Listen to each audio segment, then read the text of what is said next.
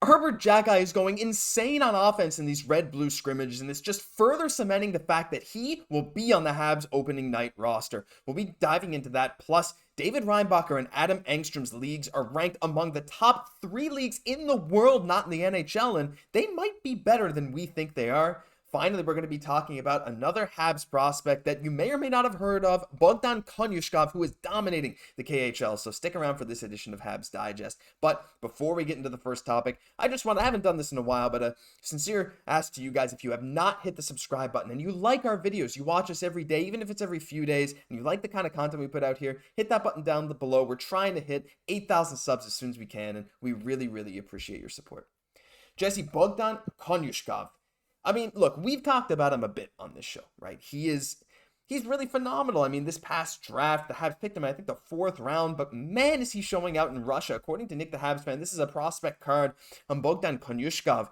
He's had an amazing last year, and his current best comp lookup based on his production is Erik Karlsson. If you look at the list of player comps, you see the likes of Dion Phaneuf, Oleg Tverdovsky, Adam Fox, Rob Blake, Alexei Zhitnik, these star players. Like, Jesse, for a guy who was so almost unheralded, an overager, drafted at 20 years old as a defenseman in the KHL, he now has the C for his team, and he is just producing at an almost unprecedented rate. That's it, Ken. Pick up the phone. We need to make something happen. We need to get him over here earlier than just, what he has on that contract right now. So, who really needs Matvei Michkov when we have Bogdan Konyushkov playing the way that he is right now? Yeah. Obviously, we're just Matvei Michkov is great. But no, it's amazing to see, right? Just kind of flying under the radar so much. Getting to see at such a young age and then showing such strong defensive game, but also that offensive part of his game. Why the Habs management were really so big on this guy, and he definitely seems to be living up to the hype. Yeah, he is really phenomenal. And again, right, like the Habs management wanted, like they said, if he was playing in the NCAA, he'd be a 2nd-round talent. But because he's an overager KHL defenseman, like, let's be honest, they don't get drafted very high ever. And the Habs were like, I mean, but we like this guy. And look at, in the past few years, we've seen some like later round picks. I mean, everyone likes to bring up the comp of Kirill Kaprizov, right? Drafted in the 5th or 6th round. Do you see something similar maybe happening to Bogdan, whether he comes over sooner than we think, or even if he waits until 2027 when he's 24 years old? I truly think if he continues at this rate of production, he could be a serious, like a really good piece for the Habs.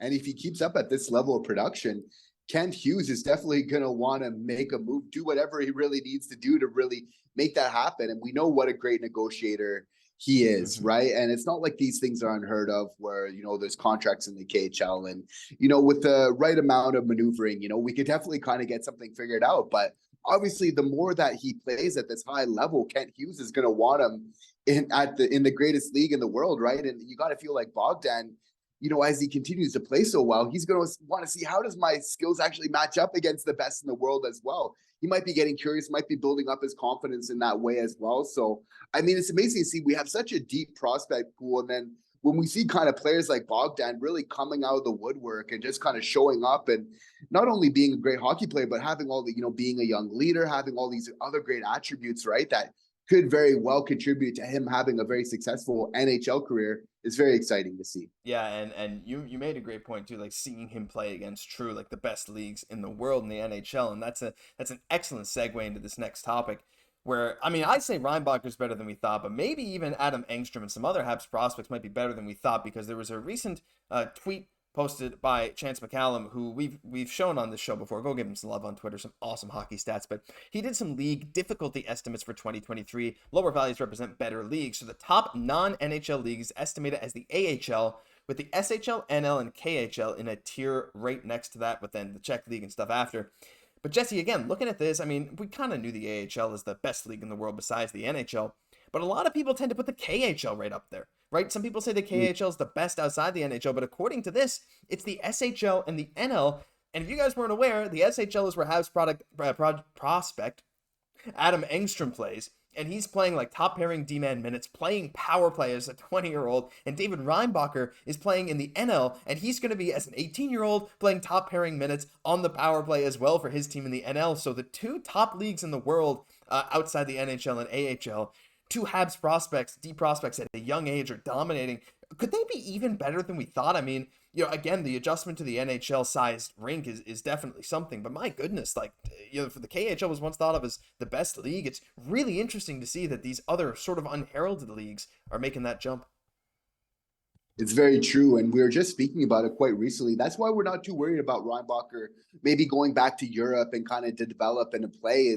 It's known as a very fast league now with lots and lots of skill, right? And that's obviously the name of the game in the NHL. So we're obviously covered as well in the SHL with Adam Engstrom, which I think, we maybe don't talk about enough for where he projects to possibly be in the future with the Montreal Canadiens. Again, with Bogan Konyushkov, we're really having great defenders as well as the AHL. You could say those four top leagues, we really have it covered with some great defensive and obviously some offensive prospects as well. So really nice to see that, that our players are playing, even if they're not in North America, that they're playing in leagues that are really conducive to their development, and that are going to really help them be the best players they can when they do get here. Yeah, and I've seen some people debating, like, especially on the Reinbacher front, right? Like, is it maybe worth, what do you value more, allowing him to stay in, like, the AHL and getting more used to this, NHL style or North American style ice against some maybe higher competition? Or is it better to let him play more as an 18-year-old with those, more important minutes on his team in the NL?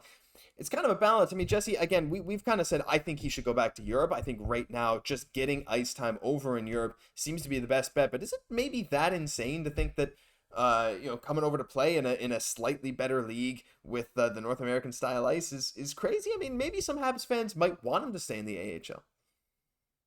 I think that we just have so many prospects right now that we almost need to just spread it out just to make sure that everybody gets some ice time, because it's a nice problem to have, right? But obviously with like our blue chip prospects like Reinbacher, you want to do the absolute best thing that's just perfect for their development. And it's a big thing coming to this ice surface. And I know that it's a fast league, where he's going to be playing a skilled league.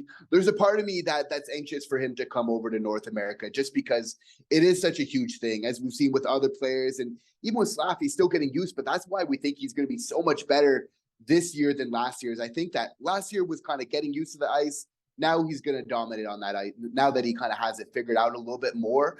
So that's it. That's what I'm really looking forward to see. I know that it's a great league, but there's something about just, that physical game that comes with the AHL as well, which obviously still is a big part of the NHL. So, I definitely would like it sooner than later. I know that they said, okay, it's either just Europe or just the AHL. I definitely feel like they know what's best, but, definitely that North American ice, when you got that less space, I definitely like to see them there sooner than later. It'll be super interesting. Cannot wait to see Reinbacher playing against some other competition. Be watching wherever he plays this year, because it'll be a show. But you mentioned Slav, and you mentioned the North American ice. These prospect games, not prospect, these training camp games, these scrimmages, we've seen Slav, we've seen Arber Xhekaj. These guys are starting to show out. Now, I know we have Xhekaj in the title here, but I just wanted to show this little Slav dangle first, because we mentioned Slav. I got to show this first. Look at this little dangle. How many guys at his size in the NHL can do that, Jesse? Operating a phone booth with those silky mitts. That's amazing. But what we really wanted to talk about is Arber Xhekaj. And this guy has been showing out offensively. A bomb from the point that goes into the back of the net. And then this snipe here, just otherworldly. Like, look at this. Like, people underestimate Xhekaj's offensive ability. We saw it a bit last year with his power play time, sneaking pucks through. He has this uncanny ability to get the pucks to the net and right into the gaps. I feel like some people, maybe including myself, Jesse, have sort of underestimated him and pegged him as that 6th or 7th D-man in this current Habs D-core, but he shows us more and more how potent he is offensively, and I can only think, like, Habs management is like, man, this isn't a fluke. This guy is legit. It's true, because Xhekaj is the type of player that he affects the game whenever he's on the ice in one way or the other, whether it's just as an intimidation factor physically, of course, or as we saw in the last training camp game, the scrimmage game, offensively as well. Like you said, even going back to last year, he has an uncanny ability to get the puck on the net, which is a lot harder than it looks when you're a D-man, right? When you got tons of traffic there. So I'm really happy that he's showing out, because we got a lot of other prospects that are playing great. And even Arber himself, I think, realized that it's like he had a great year last year, but he really can't rest on his laurels. It was important for him to really have a game and really kind of show up, and everything else. Like, he's so good defensively, but it's so nice to remember that he has something offensively to contribute as well. And there was many times when we were kind of wondering, okay, should it be Jordan Harris or should it be Arber Xhekaj that kind of gets that time on that second power play unit? And I've often been an advocate of Arber Xhekaj, not just for what he provides defensively, but I think offensively as well. He still has lots of skill, as we saw in that second clip you showed. Like, that was a snipe. Like, there was a very small window there. He knew where he was going, and he totally just laced it right there. So, I mean, it's really nice to see, because I feel like he has such a unique skill set that he brings to this team. And that's why he's so important. Like, he's really an underrated player where you can bring so many factors of an important NHL game all together. So, again, that's what makes him really rare, really valuable. So happy to see him showing up. Like, it's really rare, like you said, to have a guy. Because, I mean, look, a lot of people don't peg him as a power play guy, but if he keeps doing this, why not, right? And how often do you see a big physical kind of enforcer D-man who's willing to drop the mitts? Also, he gave Kovacevic some fighting tips the other day, which is hilarious. Like, but that kind of impact, that kind of physicality, that intimidation where people don't want to go near him because he will deck you, he will lay you out, he will fight you, he will work along the boards, annoy the crap out of you, and then he'll fire a puck on the net and score 5, 6, 7, 8 goals in a season on the power play. Like, it's like you said, it's rare. And that kind of thing is so valuable. Like, Jordan Harris is so awesome. He's an analytics darling. But when it comes to this kind of thing, like rarity and just that effect that he has, that magnetism on the ice, that gravity is very, very important, right? It's like antimatter on defense. No one wants to go near him. But on offense, he has a magnet in the puck that goes right into the right spot. It's fantastic. He's been showing out amazingly. You got to hope some of that's going to rub off on his younger brother, Florian. And boy, I can't wait to see what he has to do in the preseason starting tomorrow, because we all know he hates the Sens. But that'll do it for this news edition of Habs Digest. If you enjoyed, leave a like, comment, subscribe to the channel. We're on the road to 10,000 subscribers, and we really appreciate your support. I'm Josh Gosse, for my co-host, Jesse Poirier. We'll catch you in the next one.